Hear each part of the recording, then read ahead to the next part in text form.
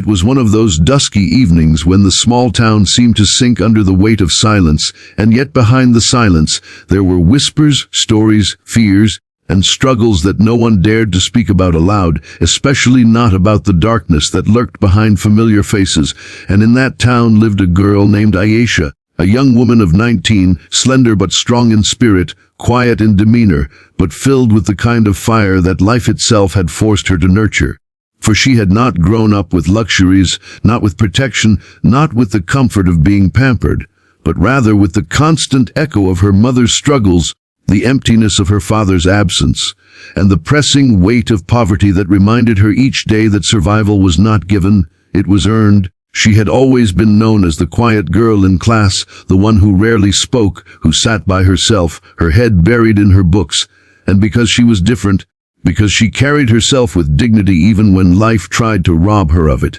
some people mistook her silence for weakness, and one of those people was Saif, a man older than her by a few years, arrogant, intoxicated with his own sense of power, known for his money and his influence in the small town, admired by some, feared by others, but hated by many in silence, for he carried a cruelty that fed on vulnerability, a hunger to dominate those who could not fight back. And in Ayesha he thought he had found an easy prey, because to him quietness looked like submission, lowered eyes looked like defeat, and a humble lifestyle looked like something that gave him permission to trample upon her dignity.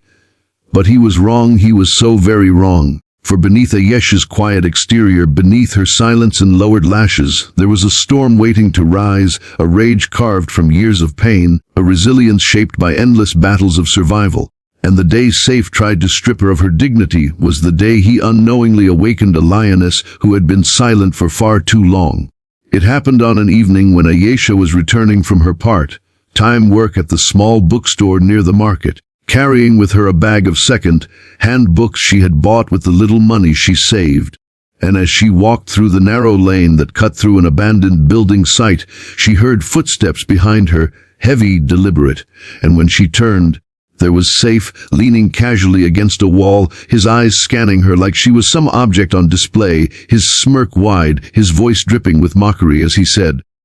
"You always walk so fast, like you're running from something, but tonight there's nowhere to run." And Ayesha felt her chest tighten, her pulse quicken, but she stood tall, clutching her books closer, whispering, "Leave me alone, Saif, I'm not afraid of you." Though in that moment she was not afraid for herself, but for what he might try to do, because she knew his reputation, the stories whispered by other girls, stories too shameful to be spoken aloud. And before she could take another step, he lunged forward, his hand grabbing her wrist, yanking her back against the rough wall, his laughter chilling as he hissed, "You think you can defy me? You think you can walk past me like I don't exist? Tonight, I'll teach you who holds the power here." And with that, his hand moved to her scarf, tugging at it, trying to strip away the very symbol of her dignity, and for a brief second, terror washed over her. But then something inside her snapped, a fire roared awake, and with eyes burning like embers, she spat out words that echoed like thunder in the deserted street. "If you ever dare touch me again, I will break your spine with my own hands." The words stunned Saif, his smirk faltering, his grip loosening for just a moment, because never before had one of his so-called victims spoken to him with such venom, with such unshakable conviction, and in that moment, Ayesha yanked her wrist free, shoved him back with all the force her trembling body could muster, and ran through the darkness until her lungs burned and her legs ached. But even as she ran, her mind was not running away. It was running toward something, toward a decision, toward a war she had silently promised herself she would fight, because she knew now that silence would no longer protect her, that fear would no longer cage her, and that Saif had crossed the line of no return. He had tried to strip her, to break her spirit, and for that she would rise stronger than she had ever been, for she would rather die fighting than live cowering. And as she reached her small home, her mother startled by her pale face and trembling hands, she whispered only one thing before retreating to her room. "He thinks I'm weak, but I will show him what weakness does when it turns into fire."